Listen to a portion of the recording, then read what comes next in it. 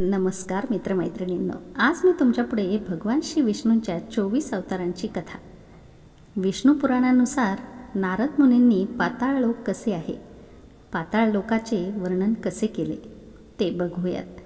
मित्रांनो, भगवद्गीतेमध्ये स्पष्टपणे लिहिले आहे की जेव्हा जेव्हा या पृथ्वीवर पाप वाढेल तेव्हा भगवान श्री विष्णू पृथ्वीवर अवतार घेतील आणि पापींचा नाश करतील.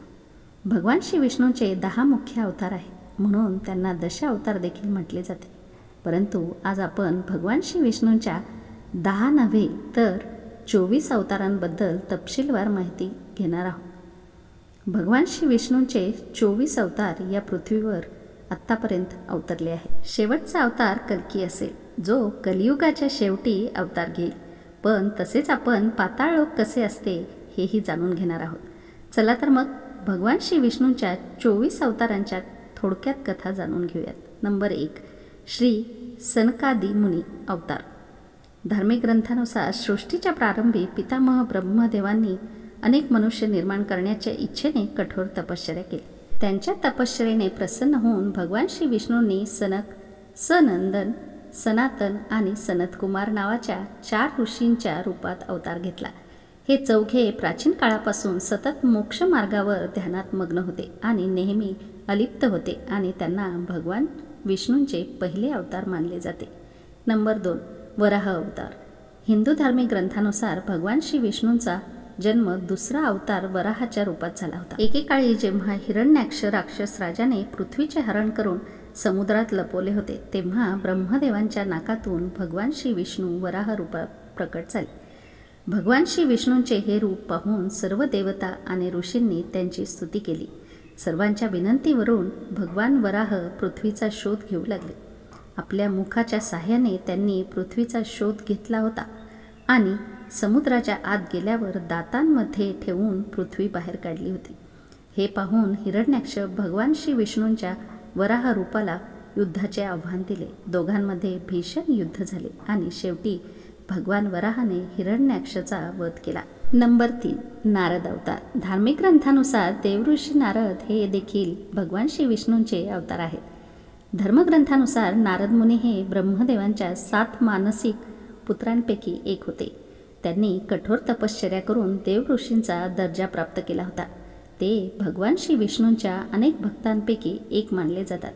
देवऋषी नारद हे सदैव धर्माच्या प्रसारासाठी आणि लोककल्याणासाठी समर्पित होते. भगवद्गीतेच्या 10व्या अध्यायाच्या 26व्या श्लोकात भगवान श्री कृष्णांनी त्यांचे महत्त्व मान्य करून म्हटले आहे, देवऋषींनो, मी नारद आहे. नंबर 4, नर नारायण अवतार. सृष्टीच्या प्रारंभी भगवान श्री विष्णूने धर्माची स्थापना करण्यासाठी 2 रूपात अवतार घेतला होता. या अवतारात त्यांनी डोक्यावर जटा धारण केले होते. त्यांच्या हातात श्रीवत्साचे प्रतीक, पायात चक्र आणि छातीवर सुवर्ण रेषा होती. त्यांचे संपूर्ण रूप एखाद्या तपस्वीसारखे होते. धार्मिक ग्रंथानुसार भगवान श्री विष्णूंनी नरनारायणाच्या रूपात हा अवतार घेतला होता. नंबर 5, कपिल मुनी अवतार. भगवान श्री विष्णूंनी कपिल मुनींच्या रूपात 5वा अवतार घेतला. त्यांच्या वडिलांचे नाव महर्षी कर्दम आणि आईचे नाव देवहूती होते. भगवान कपिलाच्या कोपामुळे राजा सागरचे 60,000 पुत्र जळून राख झाले. कपिल मुनी हे प्रमुख भागवत धर्मातील 12 आचार्यांपैकी एक होते. नंबर 6, दत्तात्रेय अवतार. धार्मिक ग्रंथानुसार दत्तात्रेय हे देखील भगवान श्री विष्णूंचे अवतार होते. भगवान दत्तात्रेय हे ब्रह्मा, विष्णू आणि महेश यांचे अवतार मानले जातात. भगवान शंकराचे साक्षात रूप भगवान दत्तात्रेयांमध्ये आढळते आणि तिन्ही दैवी शक्तींशी एकरूप असलेल्या भगवान दत्तात्रेयांची उपासना अत्यंत यशस्वी मानली जाते आणि त्याचे परिणाम लवकर मिळतात. भगवान दत्तात्रेय हे आयुष्यभर ब्रह्मचारी, अवधूत आणि दिगंबर होते. नंबर 7, यज्ञ अवतार. भगवान श्री विष्णूंच्या 7व्या अवताराचे नाव यज्ञ आहे. धार्मिक ग्रंथानुसार भगवान यज्ञांचा जन्म स्वयंभू मन्वंतरात झाला. भगवान यज्ञांना त्यांच्या पत्नी दक्षिणेपासून 12 तेजस्वी पुत्र झाले आणि स्वयंभू मन्वंतरमध्ये त्यांना यम म्हणून ओळखले गेले. नंबर 8, भगवान ऋषभदेव. भगवान श्री विष्णूंनी ऋषभदेवाच्या रूपात 8वा अवतार घेतला. धार्मिक ग्रंथानुसार महाराज नाभी यांना मूलबाळ नव्हते, म्हणून त्यांनी पुत्रप्राप्तीच्या इच्छेने त्यांची धार्मिक पत्नी मेरुदेवी हिच्यासोबत यज्ञ केला. यज्ञामुळे प्रसन्न होऊन भगवान श्री विष्णूंनी स्वतः प्रकट होऊन महाराज नाभी वरदान दिले की तुझ्याकडे मी पुत्ररूपात जन्म घेईन. वरदान म्हणून काही काळानंतर भगवान श्री विष्णूंनी महाराज नाभी यांच्याकडे पुत्राच्या रूपात जन्माला आले. आपल्या मुलाचे अत्यंत सुंदर शरीर पाहून महाराजांनी त्याचे नाव ऋषभ ठेवले. नंबर 9. आदिराज पृथू. भगवान श्री विष्णूंच्या एका अवताराचे नाव आदिराज पृथू होते. धार्मिक ग्रंथानुसार स्वयंभू मन्वंतराच्या शेवटी अंग नावाच्या प्रजापतीचा विवाह मृत्यूची मानसिक कन्या सुनीता हिच्याशी झाला होता. त्यांना वेद नावाचा मुलगा झाला. त्याने देवावर विश्वास ठेवण्यास नकार दिला आणि स्वतःची पूजा करण्यास सांगितले. तेव्हा महान ऋषींनी मंत्रांनी त्याचा वध केला. मग महान ऋषींनी हीन राजा वेनच्या शस्त्रांचे मंथन केले. पृथूच्या उजव्या हातात चक्र आणि त्याच्या पायात कमळाचे चिन्ह पाहून ऋषींनी सांगितले की श्रीहरीचा एक अंश स्वतः पृथ्वीवर अवतरला आहे. नंबर 10. मत्स्य अवतार. पुराणानुसार भगवान श्री विष्णूंनी विश्वाला विनाशापासून वाचवण्यासाठी मत्स्य अवतार घेतला होता.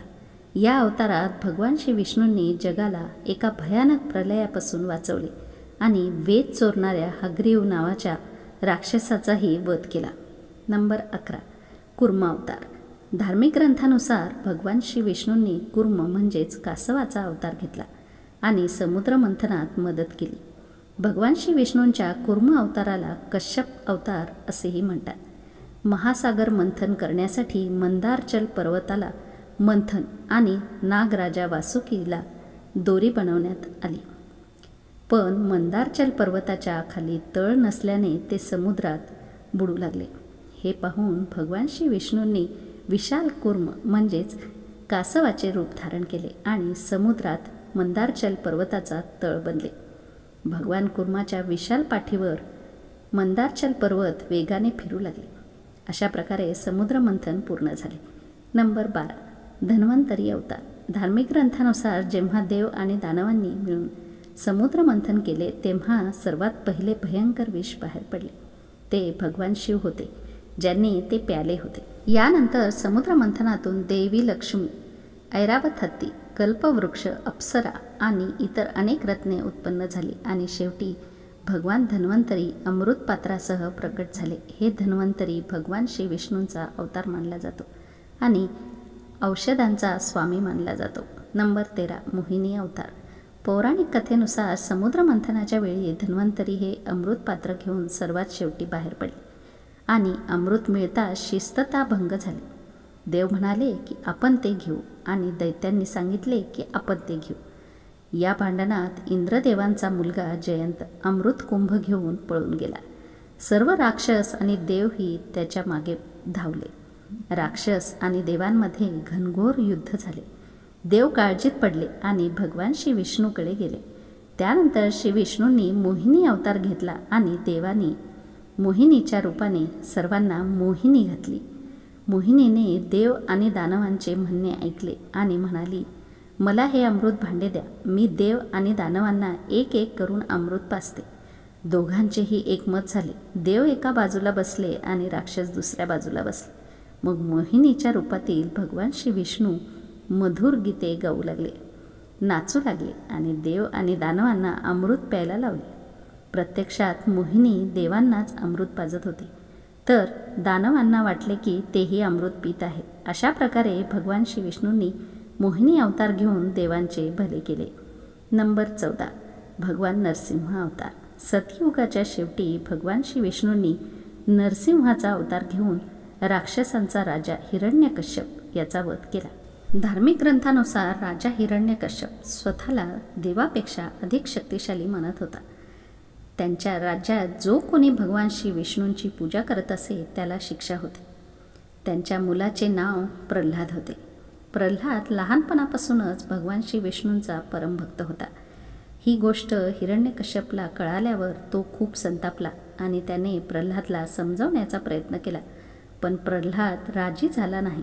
तेव्हा हिरण्यकश्यपने त्याला मृत्यूदंड देण्याचा निर्णय घेतला. पण प्रत्येक वेळी भगवान श्री विष्णूंच्या चमत्काराने तो वाचला. हिरण्यकश्यपची बहीण होलिका हिला अग्नीत न जळण्याचे वरदान लाभले. ती प्रल्हादसोबत धगधगत्या अग्नीत बसली. तरीही भगवान श्री विष्णूंच्या कृपेने प्रल्हादला वाचवले आणि होलिका जळून गेली.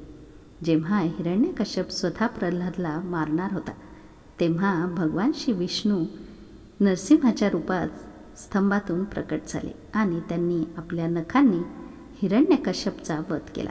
नंबर 15 वामन अवतार. सतयुगात प्रल्हादचा नातू दैत्यराज बळी याने स्वर्गाचा ताबा घेतला आणि या संकटातून स्वतःला वाचवण्यासाठी सर्व देव भगवान श्री विष्णूंकडे गेले. तेव्हा भगवान श्री विष्णूंनी त्यांना मुक्त करण्याचे आश्वासन दिले. काही काळानंतर भगवान श्री विष्णूंनी वामन अवतारात जन्म घेतला. एकदा राजा बळी महायज्ञ करत असताना भगवान वामन बळीच्या यज्ञात गेले आणि त्यांनी बळीकडे 3 पग जमीन दान म्हणून मागितले. शुक्राचार्यांनी देवाची लीला समजून घेतली आणि बळीला दान देण्यास नकार दिला. पण तरीही बळीने भगवान वामनला 3 पग जमीन देण्याचा संकल्प केला. भगवान वामनांनी विशाल रूप धारण करून पृथ्वी एका चरणाने मोजली आणि स्वर्ग आणि इतर सर्व ग्रह आणि नक्षत्र दुसऱ्या चरणात मोजली. तिसऱ्या चरणासाठी जागा उरली नाही तेव्हा बळीने भगवान वामनाला चरण डोक्यावर ठेवण्यास सांगितले. बळीच्या मस्तकावर पाय ठेवून तो पाताळलोकात पोहोचला. बळीचा दानशूरपणा पाहून भगवंतांनी त्याला पाताळलोकाचा स्वामी बनवला. अशा प्रकारे भगवान वामनांनी देवतांना मदत केली आणि त्यांना स्वर्ग परत केले. नंबर 16 हयग्रीव अवतार. धार्मिक ग्रंथानुसार एकदा मधु आणि कैवट नावाच्या 2 शक्तिशाली राक्षसांनी ब्रह्मदेवांकडून वेदांचे अपहरण केले आणि पाताळात पोहोचले.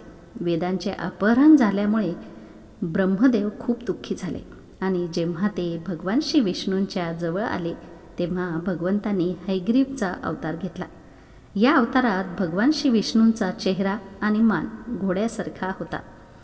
त्यानंतर भगवान हयग्रीव पाताळात पोहोचले आणि त्यांनी मधु कैवटचा वध केला आणि ब्रह्मदेवाला वेद परत दिले. नंबर 17 श्रीहरी अवतार. धार्मिक ग्रंथानुसार प्राचीन काळी त्रिकूट पर्वतावर एक शक्तिशाली गजेंद्र आपल्या हत्तीसोबत राहत होता. एकदा तो आपल्या हत्तीसोबत तलावात आंघोळीसाठी गेला असता तिथे एका मगरीने त्याचा पाय पकडून त्याला पाण्यात ओढायला सुरुवात केली. यामुळे त्याला आपला अंत जवळ आला आहे असे वाटू लागले. म्हणून त्याने भगवान श्री विष्णूंचे ध्यान केले. गजेंद्राची स्तुती ऐकून भगवान श्रीहरी प्रकट झाले आणि त्यांनी आपल्या चक्राने मगरीचा वध केला. भगवान श्रीहरींनी गजेंद्रेला वाचवले आणि आपला पार्षद बनवले. नंबर 18 परशुराम अवतार. हिंदू धार्मिक ग्रंथानुसार परशुराम हे भगवान श्री विष्णूंच्या प्रमुख अवतारांपैकी एक होते. परशुराम हा भार्गव वंशात जन्मलेला आणि त्रेतायुगात जन्मलेला श्री विष्णूंचा 6वा अवतार आहे. पौराणिक मान्यतेनुसार भृगु श्रेष्ठ महर्षी जमदग्नी यांनी केलेल्या यज्ञावर प्रसन्न होऊन देवराज इंद्राचे वरदान म्हणून त्यांची पत्नी रेणुका मातेच्या गर्भातून त्यांचा जन्म झाला. त्यांना भगवान श्री विष्णूंचा अंशिक अवतार देखील म्हटले जाते, कारण भारतीय पौराणिक कथांमध्ये आपण पाहिले आहे.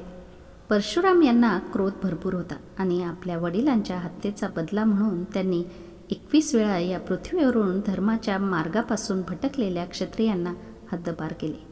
परशुरामांचा उल्लेख रामायण आणि महाभारत या दोन्ही महाकाव्यांमध्ये आहे. भगवान परशुराम हे कर्ण, भीष्म पितामह यासारख्या अनेक महान योद्धांचे गुरु आहेत. नंबर 19 महर्षी वेदव्यास. पुराणात महर्षी वेदव्यास यांना भगवान श्री विष्णूंचा अवतार असेही म्हटले आहे. भगवान व्यास हे नारायणाचे कलात्मक अवतार होते. हे महाऋषी परस्त या महान ऋषींचे पुत्र म्हणून अवतरले होते. त्यांनी माणसाचे वय आणि शक्ती लक्षात घेऊन वेदांचे विभाजन केले होते. म्हणूनच त्यांना वेदव्यास असेही म्हणतात. त्यांनी महाभारत हा ग्रंथही रचला होता. नंबर 20 हंस अवतार. एकदा पितामह ब्रह्मदेव आपल्या दरबारात बसले होते. तेव्हा त्यांचा मानसपुत्र सनकादी मुनी तेथे आला. जेव्हा ब्रह्मदेवांनी मनुष्याच्या उद्धाराची चर्चा सुरू केली तेव्हा भगवान श्री विष्णू राजहंसाच्या रूपात प्रकट झाले आणि सनकादी ऋषींच्या शंकाचे निरसन केले. यानंतर सर्वांनी भगवान हंसाची आराधना केली. त्यानंतर हंसरूपातील श्री देव अदृश्य होऊन आपल्या पवित्र निवासस्थानी गेले. नंबर 21. श्रीराम अवतार. त्रेतायुगात दैत्यराजा रावणाची प्रचंड दहशत होती. देवांनाही त्याची भीती वाटत होती. त्याला मारण्यासाठी भगवान श्री विष्णूंनी राजा दशरथांच्या घरी आई कौशल्येच्या पोटी पुत्ररूपात जन्म घेतला. या अवतारात भगवान श्री विष्णूंनी अनेक राक्षसांचा वध केला होता आणि आपले जीवन सन्मानाने जगले होते. नंबर 22. श्रीकृष्ण अवतार. द्वापार युगात भगवान श्री विष्णूंनी श्रीकृष्णांचा अवतार घेऊन अधर्मींचा नाश केला होता. भगवान श्रीकृष्णांचा जन्म तुरुंगात झाला. त्यांच्या वडिलांचे नाव वासुदेव आणि आईचे नाव देवकी होते. भगवान श्रीकृष्णांनी या अवतारात अनेक चमत्कार करून दुष्टांचा नाश केला. भगवान श्रीकृष्णांनी कंसाचाही वध केला. महाभारत युद्धात अर्जुनाचा सारथी बनून जगाला गीतेचे ज्ञान दिले. धर्मराजा युधिष्ठिरला राजा बनवून धर्माची स्थापना करणाऱ्या भगवान श्री विष्णूंचा हा अवतार सर्व अवतारांमध्ये श्रेष्ठ मानला जातो. नंबर 23. बुद्ध अवतार. धार्मिक ग्रंथानुसार बौद्ध धर्माचे प्रवक्ते गौतम बुद्ध हे देखील भगवान श्री विष्णूंचा अवतार होते. परंतु पुराणांमध्ये उल्लेखित भगवान बुद्धांचा जन्म गयाजवळ झाला आहे आणि त्यांच्या वडिलांचे नाव अजान असल्याचे सांगितले जाते. नंबर 24. कल्की अवतार. कल्की हा भगवान श्री विष्णूंचा शेवटचा अवतार म्हटले जाईल. धार्मिक ग्रंथानुसार कलियुगात भगवान श्री विष्णू कल्कीच्या रूपात अवतार घेणार आहेत. कलियुग आणि सतयुगाच्या संगमाच्या वेळी कल्कीचा अवतार होणार आहे. हा अवतार 64 कलांनी युक्त असेल. कल्की देवदत्त नावाच्या घोड्यावर स्वार होऊन जगातून पापींचा नाश करून धर्माची पुनर्स्थापना करेल. तर मित्रांनो, हे होते भगवान विष्णूचे 24 अवतार. श्री विष्णू पुराणानुसार आता आपण जाणून घेणार आहोत पाताळ लोक कसे असते. नमस्कार मित्रांनो, जसे आपण सर्व जाणतो की हिंदू धर्मानुसार हे विश्व 3 लोकांमध्ये विभागले गेले आहे, ज्यांना आपण स्वर्गलोक, पृथ्वीलोक आणि पाताळलोक म्हणून ओळखतो. स्वर्गीय लोकात देव, गंधर्व, यक्ष आणि पुण्यवान लोक राहतात. तिथे पृथ्वीवर मानव, प्राणी, पक्षी आणि लाखो जीव वास करतात. त्यानंतर आता येते पाताळलोक, ज्यामध्ये येथे कोण राहते हे फार कमी लोकांना माहीत आहे. आज आपण पाताळाशी संबंधित काही रहस्य जाणून घेणार आहोत, ज्यांचे वर्णन विष्णू पुराणात केले आहे. विष्णू पुराणाच्या 2ऱ्या भागाच्या 2ऱ्या अध्यायात असे सांगितले आहे की संपूर्ण पृथ्वीचे क्षेत्रफळ 50 कोटी योजन आहे आणि तिची उंची 70,000 योजन आहे आणि त्याखाली अनुक्रमे 7 लोक आहेत: अतळ, वितळ, सुतळ, तळ, ताळ, महाताळ, रसतळ आणि पाताळ. शेवटचे येणारे लोक विष्णू पुराणात पाताळ लोकाचे वर्णन नाग लोकाचा मधला भाग असे केले आहे. 7 प्रकारच्या पाताळ लोकात हे शेवटचे पाताळ लोक आहे. तिथली जमीन शुक्ल, कृष्ण, अरुण आणि पित्तवर्णाची साखरयुक्त शैली म्हणजेच दगडी आणि सोनेरी आहे. तेथे राक्षस, दानव, यक्ष, मोठे साप आणि जलपरी यांच्या वंशाचे वास्तव्य आहे. तिथे अरुण नयन हा हिमालय पर्वतासारखाच पर्वत आहे. विष्णू पुराणानुसार या 7 पाताळात 7 वेगवेगळे राज्य आहेत. अतळ पातळ लोक, ज्यामध्ये पाताळचा राजा मय दानव याचा पुत्र असुर बल आहे. त्याने 96 प्रकारचे भ्रम निर्माण केले आहेत. वितळ पाताळ लोक तर भगवान हटकेश्वर महादेव, जे आपल्या भूत आणि पार्षदासह वितळ लोकात राहतात आणि ते या लोकावर राज्य करतात. ते प्रजापतीच्या सृष्टीच्या वाढीसाठी ते भवानीसोबत फिरत असतात. या दोघांच्या प्रभावामुळे हट नावाची सुंदर नदी तिथे वाहते. सुतळ पाताळ. त्यानंतर वितळ लोकाच्या खाली सुतळ लोकाचा राजा बळी आहे, ज्याला सतयुगात वामन अवताराच्या वेळी भगवान श्री विष्णूंनी पृथ्वीचे 3 पग जमीन मागून सुतळ लोकाचा राजा बनवले. तळातळ पाताळ लोक.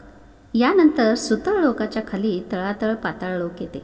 या लोकात त्रिपुराधिपती राक्षस राजा मे राहतो, जो या लोकांवर राज्य करतो.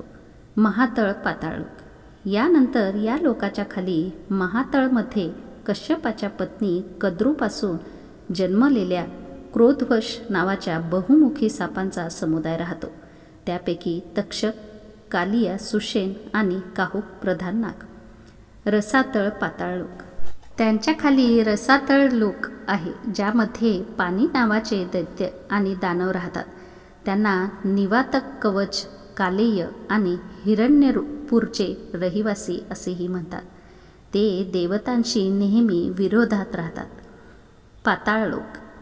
त्यानंतर रसातळ पाताळच्या खाली पाताळ लोक आहे, जेथे षंडा, कुल्की, महाषंडा, श्वेत, धनंजय, धृतराष्ट्र, शंखचूड, कंबल, अक्षतर आणि देवदत्त यांसारखे अत्यंत क्रोधी आणि मोठे फणा असलेले साप राहतात. यापैकी वासुकी नाग सर्वात प्रमुख आहे. या सर्वांमध्ये काहींना 5, कुणाला 7, कुणाला 10, कुणाला 100 तर कुणाला 1000 डोकी आहेत. त्यांच्या फण्यावर चमकणारे रत्न आहेत. त्यांच्या प्रकाशाने पाताळातील सर्व अंधार नष्ट होतो.